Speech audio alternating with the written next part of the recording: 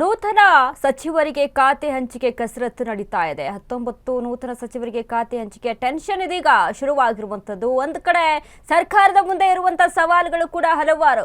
ಈಗಾಗಲೇ ಪ್ರಮಾಣ ವಚನ ಸ್ವೀಕಾರ ಆಯಿತು, ಸಚಿವಗಿರಿಯನ್ನ ಕೊಟ್ಟಾಯಿತು. ಬಟ್ 19 ಸಚಿವರಿಗೆ ಖಾತೆ ಹಂಚಿಕೆ ಆಗ್ಬೇಕಲ್ವಾ? ಆ ವಿಚಾರಕ್ಕೆ ಸಂಬಂಧಪಟ್ಟನ್ನು ಕೂಡ ಇದೀಗ ಟೆನ್ಷನ್ ಎದುರಾಗಿದೆ. 19 ನೂತನ ಸಚಿವರಿಗೆ ಖಾತೆ ಹಂಚಿಕೆ ಕಸರತ್ತು.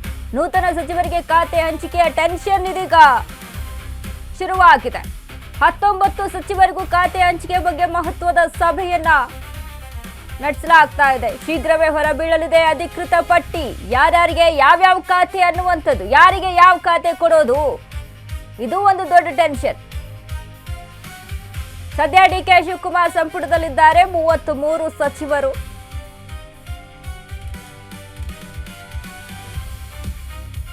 ಹೀಗಾಗಿ ನೂತನ ಸಚಿವರಿಗೆ ಖಾತೆ ಹಂಚಿಕೆಯ ಬಗ್ಗೆ ಚರ್ಚೆ ನಡೀತಾ ಇದೆ. ಯಾರ್ಯಾರಿಗೆ ಯಾವ ಖಾತೆ ಅಶ್ವವೇಗದಲ್ಲಿ ಕಂಪ್ಲೀಟ್ ಲಿಸ್ಟ್ ಅನ್ನ ತೋರಿಸ್ತೀವಿ. ನಾವು ಒಂದು ಅಂದಾಜು ಮಾಡಿ ಯಾರಿಗೆ ಯಾವ ಖಾತೆ ಕೊಡಬಹುದಪ್ಪ ಅನ್ನುವಂಥ ನಿಟ್ಟಿನಲ್ಲಿ ಒಂದು ಪಟ್ಟಿ. ನೂತನ ಸಚಿವರಿಗೆ ಖಾತೆ ಹಂಚಿಕೆಯ ಟೆನ್ಷನ್. ಖಾತೆ ಹಂಚಿಕೆಯ ವಿಚಾರಕ್ಕೆ ಸಂಬಂಧಪಟ್ಟಂತೆನೂ ಕೂಡ ಇಲ್ಲಿ ಮತ್ತೆ ಜಟಾಪಟಿ ನಡೆಯುತ್ತಾ? ನಾವು ಹಿರಿಯರು, ನಾವು ಅನುಭವಗಳಂಥವ್ರು, ನಮಗೆ ಇಷ್ಟು ವರ್ಷ ಎಕ್ಸ್ಪೀರಿಯನ್ಸ್ ಇದೆ, ಇಷ್ಟು ಬಾರಿ ನಾವು ಶಾಸಕರಾಗಿದ್ದೀವಿ, ಈಗ ಸಚಿವರಾಗಿದ್ದೀವಿ, ನಮಗೆ ಇಂಥ ಖಾತೆನೇ ಕೊಡಬೇಕು. ಅದರಲ್ಲೂ ಕೂಡ ಭಿನ್ನಾಭಿಪ್ರಾಯಗಳು, ಅದರಲ್ಲೂ ಕೂಡ ಮನಸ್ತಾಪಗಳು, ಅಸಮಾಧಾನಗಳು ಭುಗಿಲೇಳುತ್ತಾ. ಹೀಗೆ ಒಂದೊಂದೇ ಟೆನ್ಷನ್ನು ಇದೀಗ ಸರ್ಕಾರದ ಮುಂದೆ, ಹೈಕಮಾಂಡ್ ಮುಂದೆ ಇರುವಂಥದ್ದು.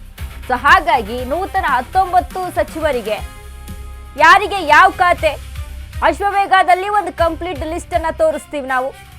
ಯಾರಿಗೆ ಯಾವ ಖಾತೆ ಅನ್ನುವಂಥದ್ದನ್ನ ಅಳೆದು ತೂಗಿ ಲೆಕ್ಕಾಚಾರ ಹಾಕಿ ಈಗ 19 ಸಚಿವರ ಪ್ರಮಾಣ ವಚನ ಆಯಿತು, ಸಚಿವರಾದ್ರು. ಅದರಿಂದ ರಾಜ್ಯದಲ್ಲಿ ಏನೆಲ್ಲ ಅಸಮಾಧಾನ ಹೊಗೆ ಆಡ್ತಾ ಇದೆ, ಯಾರೆಲ್ಲ ಪ್ರೊಟೆಸ್ಟ್ಗೆ ಮುಂದಾಗಿದ್ದಾರೆ, ರಾಜೀನಾಮೆಯ ಅಸ್ತ್ರವನ್ನ ಯಾರು ಹೂಡ್ತಾ ಇದ್ದಾರೆ, ಆಲ್ರೆಡಿ ರಾಜೀನಾಮೆ ಕೊಟ್ಟಂತವ್ರು ಯಾರಿದ್ದಾರೆ, ಎಲ್ಲವನ್ನ ಕೂಡ ಗಮನಿಸ್ತಾ ಇದ್ವಿ. ರಾಜ್ಯದಲ್ಲಿ ನಾವು ಪಕ್ಷವನ್ನೇ ನಂಬ್ಕೊಂಡು ಕೂತಿದ್ದೀವಿ. ಈಗಲಾದ್ರೂ ಅವಕಾಶ ಮಾಡಿಕೊಡುತ್ತೆ ಹೈಕಮಾಂಡು, ಡಿಕೆ ಶಿವಕುಮಾರ್ ಅಂತ ಕಾಯ್ಕೊಂಡು ಕೂತಿದ್ವಿ. ಬಟ್ ಆಗಲಿಲ್ಲ. ಹಾಗಾಗಿ ನಮಗೆ ನಿರೀಕ್ಷೆ ತಕ್ಕಂತೆ ಆಗಲಿಲ್ಲ, ನಾವು ಆಕಾಂಕ್ಷಿಗಳಾಗಿದ್ವಿ ಅನ್ನುವಂಥ ನಿಟ್ಟಿನಲ್ಲಿ ಚರ್ಚೆ. ಅದ್ರ ಜೊತೆಗೆ ಪ್ರೊಟೆಸ್ಟ್ಗಳು ಕೂಡ ನಡೀತಾ ಇದೆ. ಅವರ ಬೆಂಬಲಿಗರು ಕೂಡ ಘೋರವಾದಂಥ ಪ್ರೊಟೆಸ್ಟ್ಗೆ ಮುಂದಾಗಿರುವಂಥದ್ದು ನಿನ್ನೆನೂ ಕೂಡ ಗಮನಿಸಿದ್ವಿ. ಏನೇನೆಲ್ಲ ಹೈ ಡ್ರಾಮಾಗಳಾಯಿತು, ಏನೇನೆಲ್ಲ ಪ್ರೊಟೆಸ್ಟ್ ಆಯಿತು, ಬೆಂಬಲಿಗರು, ಅಭಿಮಾನಿಗಳು ಯಾವ್ಯಾವ ಹಂತಕ್ಕೆ ಹೋಗಿದ್ರು, ವಿಷಯವನ್ನು ಕುಡಿಯುವಂತ ಹಂತಕ್ಕೆ ಕೂಡ ಹೋಗಿದ್ರು. ಹಾಗಾದ್ರೆ ಸಚಿವರ ಸಂಭಾವ್ಯ ಖಾತೆಗಳು ಕೆಎನ್ ಬಸವಂತಪ್ಪ,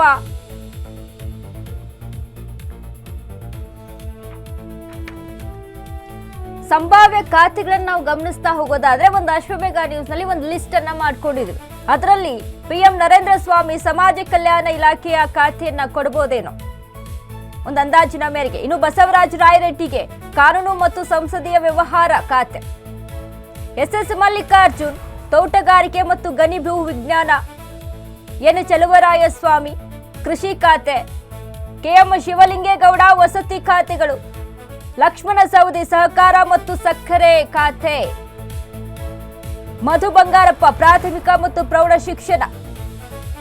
ಈ ಬಾರಿ ಮಾಜಿ ಸಚಿವರಾದಂಥ ಸಂದರ್ಭದಲ್ಲೂ ಕೂಡ ಈ ಹಿಂದೆ ಕೂಡ ಶಿಕ್ಷಣ ಖಾತೆ ಒದಗಿತ್ತು. ಇದೀಗ ಪ್ರಾಥಮಿಕ ಮತ್ತು ಪ್ರೌಢ ಶಿಕ್ಷಣ ಖಾತೆ ಕೊಡಬಹುದೇನೋ. KN ಬಸವಂತಪ್ಪ ಪೌರಾಡಳಿತ, ವಿಜಯಾನಂದ ಕಾಶ್ಯಪ್ನವರ್ ಕೈಮಗ್ಗ ಜವಳಿ ಇಲಾಖೆ ಕೃಷಿ ಖಾತೆ, ಮಾರುಕಟ್ಟೆ. ಇನ್ನು ಅದ್ರ ಜೊತೆಗೆ ಅಜಯ್ ಸಿಂಗ್ ಸಣ್ಣ ಕೈಗಾರಿಕೆ ಮತ್ತು ಸಾರ್ವಜನಿಕ ವಲಯ. ಮೊದಲನೇ ಬಾರಿಗೆ ಅಜಯ್ ಸಿಂಗ್ ಸಚಿವರಾಗಿ ಪ್ರಮಾಣ ವಚನ ಸ್ವೀಕಾರ ಮಾಡ್ತಾರೆ. ರುದ್ರಪ್ಪ ಲಬಾನಿ ಪಶು ಸಂಗೋಪನೆ ಮತ್ತು ರೇಷ್ಮೆ, HC ಬಾಲಕೃಷ್ಣ ಅಬಕಾರಿ ಇಲಾಖೆ ಒದಗಬಹುದು, ರಿಜ್ವಾನ್ ಹರ್ಷದ್ಗೆ ಉನ್ನತ ಶಿಕ್ಷಣ ಇಲಾಖೆ ಒದಗಿಸಿಕೊಡಬಹುದು ಅಂತ. ಸಿ ಪುಟ್ಟರಂಗಶೆಟ್ಟಿ ಅರಣ್ಯ ಮತ್ತು ಪರಿಸರ ಖಾತೆ, ಬಿ ನಾಗೇಂದ್ರ ಮೀನುಗಾರಿಕೆ ಬಂದರು ಒಳನಾಡು ಜಲ ಸಾರಿಗೆ ಖಾತೆ ಸಿಗಬಹುದು. ಸಂತೋಷ್ ಎಸ್ ಲಾಡ್ಗೆ ಕಾರ್ಮಿಕ ಇಲಾಖೆ. ಯಾಕಂದ್ರೆ ಸಂತೋಷ್ ಲಾಡ್ ಈ ಕಾರ್ಮಿಕರ ವಿಚಾರಕ್ಕೆ ಸಂಬಂಧಪಟ್ಟಂತೆ ಈ ಹಿಂದೆನೂ ಕೂಡ ಹುಬ್ಬಳ್ಳಿ ಧಾರವಾಡದಲ್ಲಿ ಎಷ್ಟು ಪ್ರತಿಭಟನೆ ಮಾಡಿದ್ದಾರೆ, ಕಾರ್ಮಿಕರಿಗೆ ಅನ್ಯಾಯ ಆಗಿದೆ ಅನ್ನುವಂಥ ವಿಚಾರದಲ್ಲಿ ಏನೆಲ್ಲ ಯೋಜನೆಗಳನ್ನ ಕೈಗೊಂಡಿದ್ರು ಶಾಸಕರಾಗಿದ್ದಂಥ ಸಂದರ್ಭದಲ್ಲಿ, ಅವೆಲ್ಲವನ್ನ ಕೂಡ ಗಮನಿಸಿಕೊಂಡು ಸಂತೋಷ್ ಲಾಡ್ಗೆ ಕಾರ್ಮಿಕ ಇಲಾಖೆ ಒದಗಬಹುದೇನು. ಇನ್ನು ಶಿವರಾಜ್ ತಂಗಡಿಗೆ ಹಿಂದುಳಿದ ವರ್ಗ ಕನ್ನಡ ಮತ್ತು ಸಂಸ್ಕೃತಿ ಇಲಾಖೆ ಟಿ ರಘುಮೂರ್ತಿ ಪರಿಶಿಷ್ಟ ವರ್ಗಗಳ ಕಲ್ಯಾಣ ಖಾತೆ. ಇದು ಸಂಭಾವ್ಯ ಖಾತೆಗಳನ್ನ ನಾವು ವಿವರಿಸ್ತಾ ಇದ್ದೀವಿ.